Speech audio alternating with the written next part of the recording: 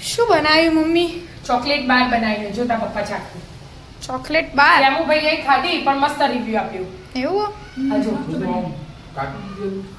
હા ભૂક્કો કરેલો. આ કાજુ બદામ સિંગદાણા અને કોકો પાવડર નો ભૂક્કો ખજૂર હાથે અને ઉપર એક ચોકલેટ નું લેયર ડબલ લેયર. ચેવી પપ્પા? જોરદાર. આ તો એકદમ હેલ્ધી કહેવાય. જેનું વજન ઘટાડવું હોય ને ગળ્યું છૂટતું ના હોય ને તો ના આ ખાય. ખવાય. હા મસ્ત લાગે. Healthy and tasty Tasty. Chocolate. કેવી રીતે બનાવી? હેડ શીખવાડ્યું તને એનું શ્યામ રોજ ચોકલેટ માગ કરતો તો 2-3 દિવસથી તો મમ્મી બહારથી મને ડેરી મિલ્ક ને એવી બધી મંચ ને એવી લઈ આવું. હું હેડ તને ઘેર બનાવી આપું મસ્ત એકદમ ચોકલેટ Healthy માં. હા હેલ્ધી ચોકલેટ બનાવી આપું. જો સિંગદાણા શેકવા મેળ દીધા અમે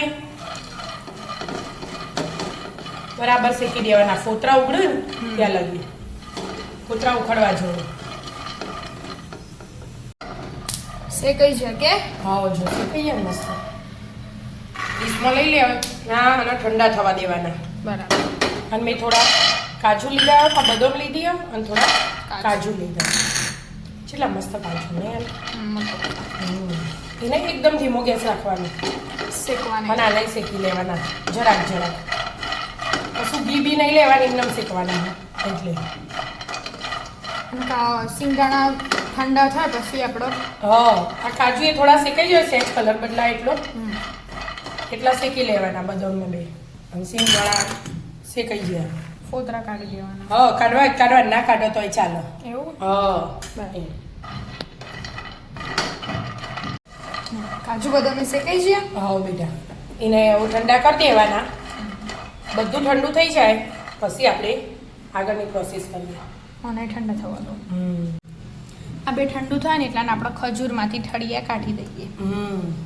એ ઠંડુ એ થઈ જાય ને ઠળિયા કઢે છે. બધું કોમ હાથે કટી જાય. ખજૂર લેવાની ના ખાલી ઠળિયા કાઢી લેવા. સ્મૂથ હોય તો એ ચાલે પેલી હોય તો એ ચાલે મિક્સરમાં નાખવાની પીસવા એટલે જે હશે એ ચાલે. ખાલી ઠળિયા કાઢી દેવાના. ખજૂર થઈ જાય બધી. હા બેટા બધા ઠળિયા કાઢી દે તૈયાર થઈ છે. હા સિંગદાણા ઠંડા થઈ ગયા. પોતરા કાઢવા હોય ને પોતરા કાઢી દેવાના કોટનના રૂમાલમાં મસળી અને મેં પોતરા રાખી જ લઈ લીધા આજે. બરાબર.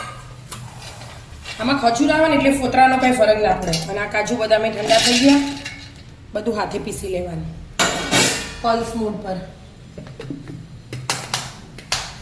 ખાલી હાલ તો 3 વસ્તુ જ પીસવાનું પહેલા. 3 જ એટલું પીસાઈ ગયું. હા મસ્ત પીસાઈ જઈને છૂટું હોય ને ભૂક્કો થઈ ગયો. એવી રીતે છૂટું રાખવાનું. હવે એમાં ખજૂર એડ કરી દેવાની.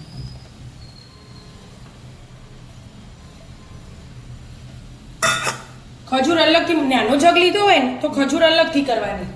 કાજુ બદામ અલગ પછી બાઉલમાં બધું ભેગું કરવાનું. અને મેં કોકો પાવડર લીધો 2 ચમચી જેવો ફ્લેવર વગરનો આવે ને.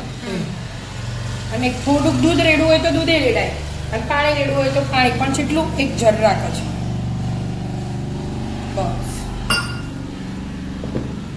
રસ્તા ઉપર ઘર હોય એટલે સાધનનો અવાજ તો આવે બેટા. બહુ વધારે જ આવો. હા પીસાઈ ગયું. હવે બેટા જો મસ્ત પીસાઈ ગયું. પાણી એકદમ માપનું જ લેવાનું. દૂધ લો તો એ 2-3 ચમચી જેવું લેવાનું વધારે નહીં લેવાનું. અને આ બાજુ ને મેં પાણી ગરમ કરવા મૂકી દીધું અને ડાર્ક ચોકલેટ કમ્પાઉન્ડ સમારી નાખીએ. ટુકડા કરી દીધા હા, એટલે ઝીણા મેલ્ટ ઝીણા. કરવાની આપણે ચોકલેટ. હા મેલ્ટ કરી દઈએ. ચોકલેટને મેલ્ટ કરી દેવાની. હા થોડીક ઓગળો પછી દૂધ એડ કરવું હોય તો એ કરાય. ક્રીમ એડ કરવી હોય તો એ કરાય. શાઇનિંગ આવે છે. શાઇનિંગ મારે છે એટલે. અને આમ બટર પેપર લઈ લેવાનું. ગમે તે સ્ટીલનો ડબ્બો હોય કાચનો ડબ્બો હોય ગમે તેવો લગાવી દેવાનું. જેવી રીતે રાખો તે રખાય બે બાજુ. એમાં આપણા ભૂક્કો પહેલા પાથરી દઈશું. પણ હું પહેલા કાગળ સેટ કરી દઉં. એ કરી દે અને આપણા આ એ મેલ્ટ થવા દે. થઈ જાય મેલ્ટ. હવે બેટા જો મસ્ત મેલ્ટ થઈ જાય. ગેસ મેં બંધ કરી દીધો. એટલાને આપણે આજે બનાવી હતું ને એનો આમાં પાથરી દે. હા ડબ્બામાં દાબીને દબાઈને પાથરી દેવાનું.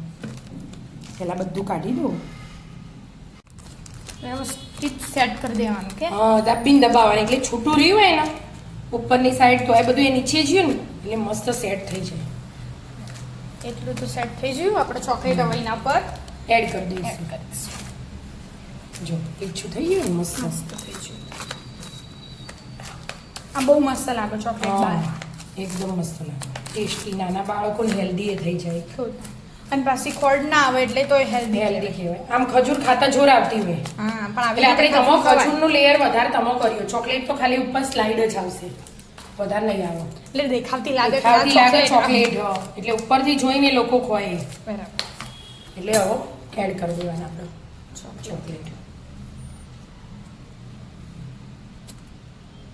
ચોકલેટ ને ખાસી મોટી લેયર થશે અને બધું સેટ કરી દે લાઈટ જઈએ આપણે તો એ હોય હોતો નહીં આવી જશે હાલ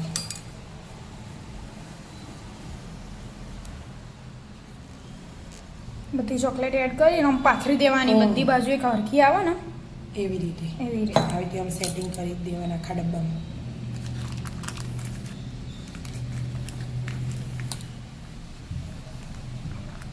મસ્ત થઈ ગયું હવે આને થોડી વાર માટે ફ્રીજમાં મૂકી દેવાનું ઠીક થવા દેવાનું થોડું એટલે ચોકલેટ થોડી અને કાઠી થઈ જાય ઉપર જામી જાય. જોમી જાય એટલે એટલામાં અડધા પોણા કલાકમાં થઈ જશે અડધા કલાકમાં તૈયાર અડધા કલાકમાં ફ્રીજમાં મૂકી દઈએ આપણે અને ઉપર શણગારવામાં કોઈને કાજુ બદામ લેવા હોય તો કાજુ બદામ અને કાજુ બદામ ના લેવા હોય બીજી ચોકલેટ એક્સ્ટ્રા પડી હોય પેલી કલર વાળી આવે નાની એવી એડ કરવી હોય ને એવી આપણે પડી હોય તો એ હાલ જ એડ કરી દેવાની એટલે અંદર મસ્ત ચોટી જાય હાથી હાથી એટલે આ થોડું મસ્ત લાગે હા દેખાવથી સારું લાગે પેલી ઝીણી કાજુ બદામ એ હોય જે કરવું કાજુ બદામ એડ કરવા હોય તો કર ઉપરથી સમારી પણ આ કરવાનું એટલે આ કલર વાળું મસ્ત લાગે એકદમ બરાબર હવે ફ્રીજમાં મૂકી દઈએ આપણે સેટ થવા દઈએ અડધો કલાકમાં તો મસ્ત સેટ થઈ જાય આપણે ફ્રીજમાં હવે આપણે આ કાગળ રાખીને એટલે ફટ લઈને નીકળી જાય જો બધી બાજુથી છૂટું થઈ ગયું બટર પેપર એટલે બટર પેપર એટલી જ ને હવે આવી રીતે કટિંગ કરી દેવાનું ઝીણાનું પતલું જાડું જેવું રાખવું હોય એ આવી રીતે મસ્ત સીધું પછી આમાંથી એ 2-3 જે કરવા હોય ને પછી મસ્ત ચોકલેટની લેયર અલગ દેખાય ને નીચે ખજૂર વાળી લેયર અલગ દેખાય કાજુ બદામ ખજૂર અને સિંગદાણા આવી રીતે બધા કટિંગ કરી દો મસ્ત કટિંગ થઈ ગયું આવો બેટા જો શ્યામભાઈ આવી ગયા ચોકલેટ ખાવા કેનારા કે જોઈ રહ્યા કે હું ખાઈને સ્કૂલ જવાનું એટલે જો આવી રીતે વચ્ચેથી કટિંગ કરી દઉં ચખાડો ચેવી બની હવે બહારથી ખવાય કે મમ્મીએ બનાવીએ મસ્ત લાગે ખા નહીં કરવાની પણ ના ના ખવાય હેલ્ધી ડાર્ક ચોકલેટ હેલ્ધી આવે ડાર્ક ચોકલેટ ખવાય અને ખજૂર ને કાજુ બદામ ને સિંગદાણા એ હેલ્ધી જ કહેવાય તો આવી જાઓ મિત્રો મસ્ત મજાનું ચોકલેટ બાર ખાવા મિત્રો અમારા વિડીયો ગમતા હોય તો લાઈક શેર અને સબસ્ક્રાઇબ કરજો રાધે રાધે